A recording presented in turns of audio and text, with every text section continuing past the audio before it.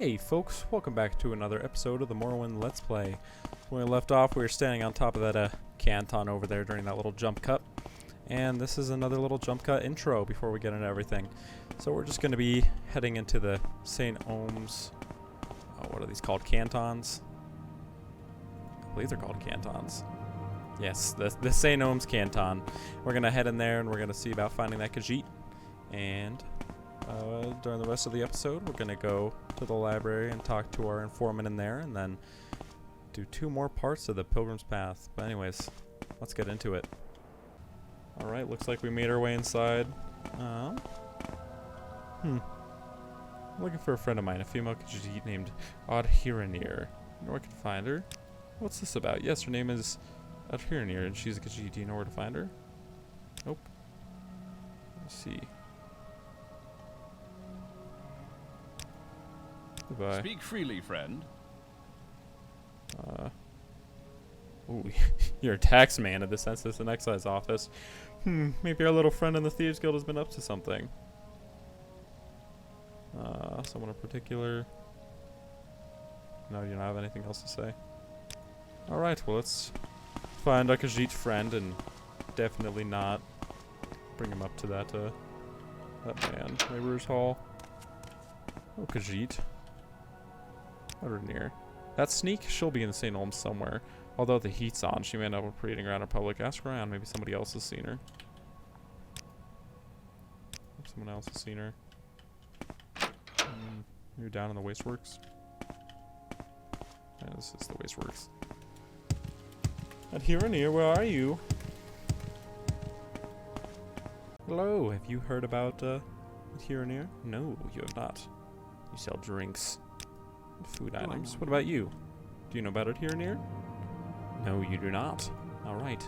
My good lady, stop walking away. Outlander. Hello, have you heard about a Khajiit around here named Addhiranirr? That Khajiit sneak? What do you want from her? Hiding in the Census and Excise engine, I'll bet. Well, yes. I'm sure she's hiding from him. Anyways, you are no help. You fine folks. Hello, sir. Have you heard about the Khajiit? No, you have not. What do you sell? Clay work. Let's do some. And you? Addhiranirr? No, you have not heard of her. Oh, you sell some very basic items. Well, thank you for your time. Bye-bye. Hello? Sneak thief, are you down here? Are you in the sewers? Like a little rat? There's a rat down here.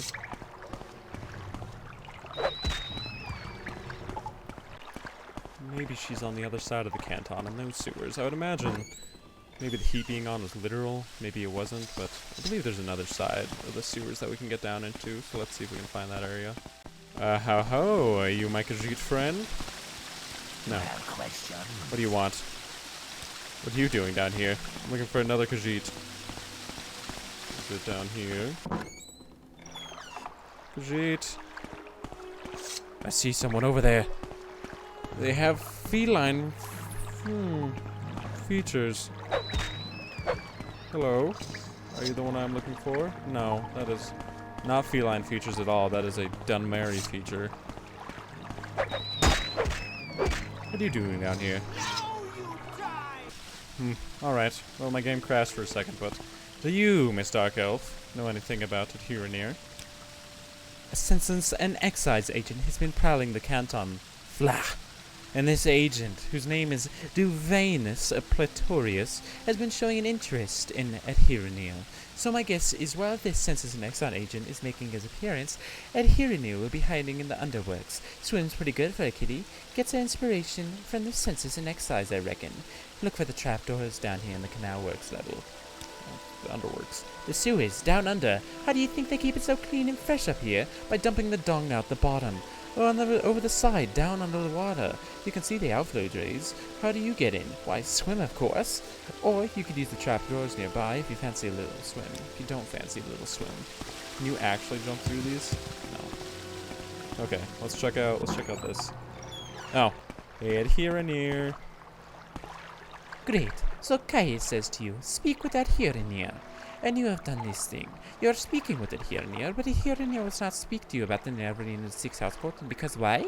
Because Addhiranirr is at this very moment very distracted by a nice census and exile agent who also wants to speak with her. Well, what can I do about this census and excise agent then? You do not know this? They are collectors of the Emperor's taxes and tariffs, and the Emperor has outlawed trade in many things like Dunmer artifacts and ebony, and a census and excise agent will enjoy being a pest about such things. For several reasons, the census and excise agent is not Addhiranirr's favorite person.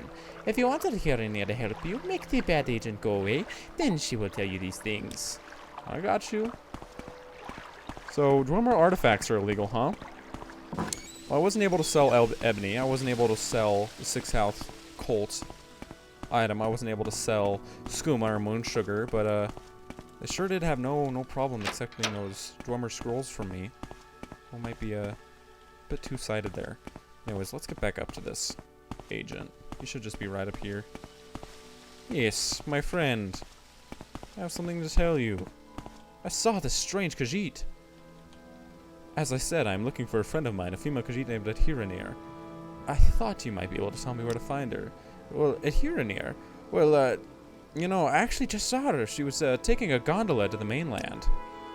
What a disappointment, but thank you for your time. I was just heading back to the mainland myself. Anyway, and maybe I'll run into her up there. Yes, you know, you should go. You should get. Bye. Alright, let's go. Tell Addhiranirr about the good news. Oh, Addhiranirr, I got something to tell you. You have questions? So, are you the one Addhiranirr must thank for getting rid of that annoying census and excise agent? Indeed, Addhiranirr is very glad to see you and very happy to tell a friend of my good friend Caius and all about the 6th House Court. And Addhiranirr knows nothing about the Neverine, but Addhiranirr is happy to tell you that too, if it makes Caius happy. Ask away, friend Lirreno Randevi. Alright, well, tell me a little bit about yourself. You have come from Caius. So of course he tells you about Addhiranirr, how she is a friend of Caius, and who does little things for Caius, and who is also a member of the Thieves Guild. Not at all important, but very helpful and loyal to fellow guild members. Alright, well, about the 6th House Colt then. This Addhiranirr knows about, because it is about smuggling. Some smart smugglers are suddenly too busy for their old clients because they have no employer, the 6th House, who pays very well. But what do they smuggle now? Addhiranirr does not know, because they are very secret, and this is odd, because these smugglers are always loud and bragging, but now they hush up like fat-bellied kitties full of sweet meats. Well, what about the smuggling? Smuggling is a big business. The Empire says we can't trade skooma, moon sugar, ebony, Dunmer artifacts, exotic Dunmer weapons, and armor, and slaves. So smugglers trade these things. Smugglers also smuggle grief, Shin, and Sajuma to avoid imperial tax. And now the 6th House hires smugglers. Though what they smuggle, Addhiranirr cannot say. Well, you know nothing of the Neverine then? Yes, Addhiranirr knows this Neverine cult is just silly superstition. So you tell Caius this. Nobody in her right mind pays any attention to this moon yowling. Prophecies and ancient heroes reborn and other silliness. Fuzzy tales for little kitties. Got anything to say about the Thieves Guild? It is just a social club. We're like the little finer things in life. Those who join this club, they must know how to get the finer things in life. We are like other guilds, so we get deals on training, on goods, and on services. The guild stewards, they know the finer things in life very well, and know where to find them. Addhiranirr must tell you, though, there is a war between the Thieves Guild and Kamonatang. Addhiranirr is loyal to the guild, but Addhiranirr thinks the guild is losing this war. There's nothing else about the 6th House? No. 6th House. Alright. Well, thank you, Addhiranirr. You were quite the character. I like you. It is very interesting hearing... I think I'll talk about this in a second. It is very interesting hearing Addhiranirr talk so poorly about the 6th House, the cult, or mainly just about the Neverine, considering I've heard these little rumors that the Khajiit worship the moon and worship the sands and believe in rebirth and all this other malarkey. But yeah, they sit there and Addhiranirr makes fun of your stupid beliefs. yeah, you know what, Addhiranirr, you're a fun character, but you can absolutely suck it. Well, let's go to this this library, and I'll meet you folks there. Alright, well, it looks like this Ordinator should stand in front of the door to the Hall of Wisdom, and I believe this is where we can find our other character. Let me double check their name real quick. That's from Caius. Julia Miramilo.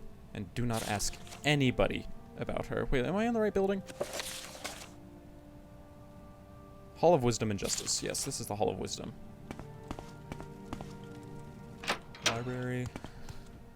You up here? Oh, there you are. There's a lot of books up here. Mumbling, huh? Ooh, I like your hair. Hello. Yes, I'm Miramilo. Caius sent you. Follow me into the back of the library. We can't talk here.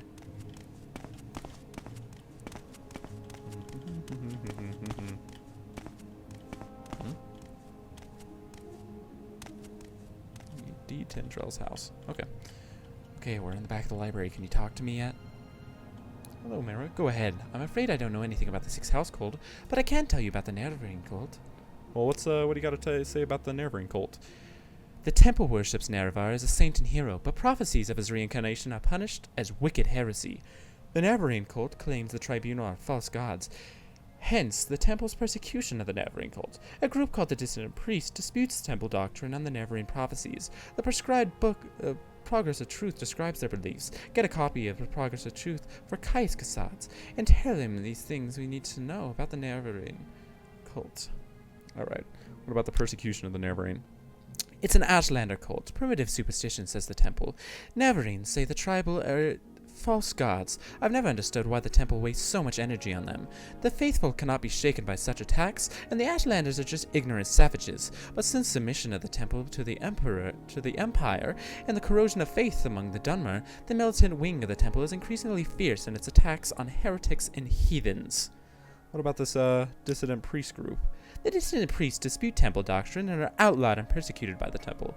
Ordinators arrest and imprison heretics, and the empire cannot interfere with the progress of truth. Progress of Truth lists their beliefs, and briefly, they challenge the purity and divinity of the tribunal, suggesting their powers are sorcerous, not divine, perhaps akin to the powers of Dagoth-Ur. They also condemn arbitrary power of the Ordinators and accuse the temple hierarchy of self-interest and corruption. Well, that's a lot of information there. What about the Nervine prophecies? The Ashlanders have a mystical tradition in interpreting dreams and visions as prophecies. These prophecies are recorded in verse, and may be lost or gobbled over by generations, but the dissident priests have collected many ancient prophecies of the Nervine, many of which they believe to be genuine. Collectively, they are called the Lost Prophecies of the Incarnate. One of the sacred missions of the dissident priests is to collect and study, the collection and study of these prophecies.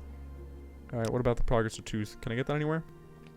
The book lists and disputes the dissident priests with the tribunal temple doctrines. The temple has outlawed the sale or possession of the book, so it will be hard to find. We have a copy here, but I fear I'm being watched by ordinators here. A safer plan would be to search local booksellers. Some booksellers ignore temple bans on outlawed books and profits, or for principles. Alright, what about, you say anything about my good friend Caius? Caius is a dear friend. Like me, he admires the best traditions of the temple, charity for the poor, education for the ignorant, protection for the weak. He is a Westerner, but he has come to love our land and our people. But like me, he distrusts the arbitrary power of the Ordinators, and like the dissident priests, he suspects the temple is hiding something. He serves the Emperor, but he also loves Morrowind, and he sees the failing virtues of the temple as a threat to Morrowind's political stability. Alright, did you already talk about the Nervine as much? Progress of Truth. Okay, and what about the Ordinators? The Ordinators are the holy guards of the temple. Cool. Caius said not to talk about these disturbing dreams, so we're just not going to do that. Watched by the Ordinators, though. I do not care for the temple politics, but I have read Progress of Truth, and it troubles me. I have friends, former priests, who have gone into hiding, so I am bound to come to the attention of the Ordinators. I am careful, but I'm afraid. I'm no secret agent like you or Caius. Sooner or later, I, too, must go into hiding. If it is not too late, when you return to Caius, tell him I am worried, and that if something goes wrong, so I will leave a message under the agreed code Amaya. Okay. I'll tell him about that. Let's just make sure you don't got the book here. Let me just check. I can't barter with you. Nope. Book of Dawn and Dusk.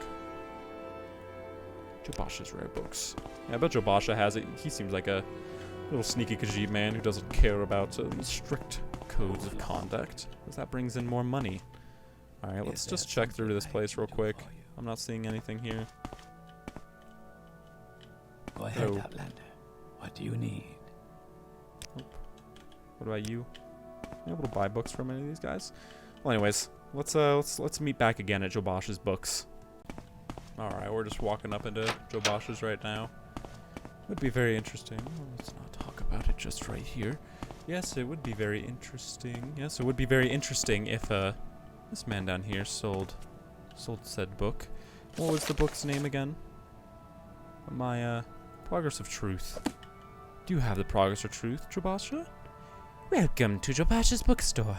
If there's a title the Dark Elf desires in particular, or does he just look? Jobasha has a great variety. He is certain that he has a book of battlmage should want very much. Well, let me just let you know that I got Hulea back here. Good friend and regular customer. Jobasha thanks Lirreno Randevi for helping his friend in Black Shulk. What are the Khajiit like, too? Some think that all Khajiit are thieves who steal property, and that is like saying all Dunmer are slavers that steal people. There are many different kinds of Khajiit, and it appears there are different kinds of Dunmer. Alright, I can't ask him about that book at all, but... Let's see, do you have it? Progress of Truth. He does. Essential item. Book banned by the Tribunal Temple, questioning its doctrine and the godhood of the Tribunal. It's worth a 90. Can I bring it down to 90, dude? Thank you. Alright, let's read this book real quick. Excerpt. Concerning the points of the temple doctrine challenged by the dissident priests. 1. The divinity of the tribunal. Temple doctrine claims their apotheosis was miraculously achieved through questing, virtue, knowledge, testing, and battling with evil. Temple doctrine claims their divine powers and immortality are ultimately conferred as a communal judgment by the Dunmer ancestors, including among others the good Daedra, the prophet Veloth, and the Saint Nerevar. Dissident priests asked whether Dagoth-Ur's powers and the tribunal powers might ultimately derive from the same source, Red Mountain. Sources of the Apocrypha suggest that the tribunal relied on profanely enchanted tools to achieve godhead, and that these unholy devices were the ones originally created by the ungodly Dwemer sorcerer Karganrak to create the false construct Numidium. 2. The purity of the tribunal. The dissident priests say the temple has always maintained a public face represented by the hieroglypha, the priestly writings, and a hidden face represented by the apocrypha, the hidden writings. The public account portrays the actions of the tribunal in a heroic light, while the hidden writings reveal secrets, untruth, inconsistencies, conflicting accounts, and varying interpretations, which hint at a darker and less heroic motives and actions of the tribunes. In particular, conflicting accounts of the Battle of Red Mountain raise questions about the tribunal's conduct, and about the source of their subsequent apotheosis.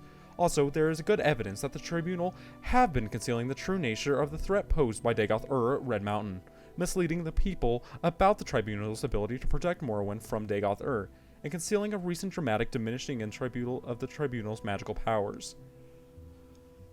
Number 3. The temple accounts of the Battle of Red Mountain. Ashlander tradition does not place the tribunal at Red Mountain, and holds that the Dwemer destroy themselves rather than the Nerevar destroy them. Ashlander tradition further holds that the Nerevar left Dagoth-Ur guarding the profane secrets of Red Mountain, while Nerevar went to confer with the Guard Council, i.e. the Tribunal. That Nerevar died at the conference not of his wounds, according to the Ashlanders, but from treachery, and that subsequently the Tribunal confronted the defiant Dagoth-Ur within Red Mountain, then drove Dagoth-Ur beneath Red Mountain, when he would not yield to their will.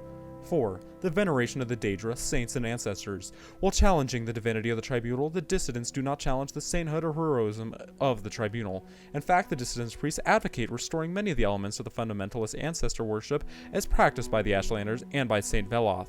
Exactly how this would work is debated inconclusively within the dissident priests. 5. Denial of the prophecies of the Incarnate and persecution of the Nerevarines. Though no consistency exists among the dissidents about whether the Nerevarine prophecies are genuine, all agree that the persecution of the Nerevarine is unjust and politically motivated. The dissident priests do not reject mysticism, revelation, or prophecy as part of religious experience. The dissidents have not resolved the issue of true or false insights. They have studied the mysticism of the Ashlander ancestor cults, in particular the rites of the Ashlander seers and wise women, and the prophecies of the incarnate. Many among the dissidents priests have come to believe that the Nerevarine prophecies are genuine, and have made a systemic study of prophecies recorded in temple archives. Number 6. Authority of the Arcanon and the Ordinators. The dissident priests reject the authority of the Arcanon and the Ordinators. The temple hierarchy has been corrupted by the self-interest and politics, and no longer acts in the best interests of the temple or its worshippers. The dissident priests believe the Arcanon and the Ordinators speak for themselves, not for the tribunal, the Inquisition, and the use of terror and torture by the Ordinators. Within the temple hierarchy, it is an open secret that the Ordinators rely on abduction, terror, torture, and secret imprisonment to discourage heresy and dissent. The dissident priests feel the Ordinators are either out of control or tools used to maintain a corrupt priesthood in power. Number 8. Fundamentals of temple doctrine, charity for the poor, education for the ignorant, protection for the weak. Though the dissident priests acknowledge that most rank-and-file priests honor the best traditions of the temple, they believe that many priests in the higher ranks are interested more in love of authority and luxury than the welfare of the poor, weak, and ignorant. That is very interesting. A very good read. Though, I think this would cause a bit of a split inside of Mr. Lirreno Randevi's mind right now. From his experience here and his love for Morrowind, he seems to rather appreciate the temple and its teachings, but from what he's read there in the Dissident Priests, if this is correct, the Ashlanders love Dunmer tradition more so than the temple, than the tribunal, and that's honestly more important in Lirreno's mind than worship of the tribunal themselves. So if they are lying and abandoning these beliefs, maybe these dissident priests do have a point, and maybe they should be sought out. Well, let's at least try to give the tribunal the benefit of the doubt and offer our prayers to the second part of the pilgrim's path here while we are in Vivec. I'll meet you folks there at the shrine. Alright folks, well seems like we finally made it in front of the beautiful temple that is, I believe this is the High Fane Temple. And let's see if we can offer our tribute to where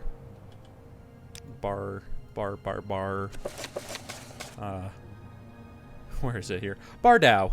Awesome, and let's hope this potion of rising force that we've held on to is worthy enough as tribute. Coated flowers. Those were placed quite beautifully. I like that. Well, anyways, the shrine to stop the moon. Here's your potion. The grace of daring. Thank you for your daring, Lord Vivec. I shall not shun risk, nor hide behind the mask of cautious counsel, for fortune favors the bold. What did that give us? Did that give us an effect? I thought that made you fly for a day, pretty much. Gave you levitate for a day. Alright, well let's make sure that counted. I made the pilgrimage to stop the moon and read the grace of daring. What's the next one coming up? We finished that. The Palace Shrine of Generosity. Long after Lord Nerevar and the tribunal triumphed over Dagoth, the people wished to build a monument to the heroes of the war. Vivec thanked them, but said that it would be better to dedicate a monument not only to the glorious heroes, but to all people, great and small, who suffered and died in the war. It became the custom to make an offerings here, either in thanks for our good fortune or for those less fortunate. The Shrine of Generosity is on the top steps of Vivec's palace, the southernmost canton of Vivec City. The customary donation for those in good fortune is 100 gold pieces. Oh. Well, I am right here then. Also, who are you? You have very red hair. Yes, Outlander. You are a Pakwar, huh? That's interesting. No, Garalo. Welcome to Vivec, Lirreno Randevi.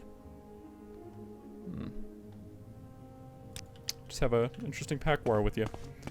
Well, anyways, let's get up these steps. I have seen in Elder Scrolls Online they make the tower a bit bigger and a bit steeper, and I really like that, honestly. It looks quite beautiful and awe-inspiring in Elder Scrolls Online, but let's get up here.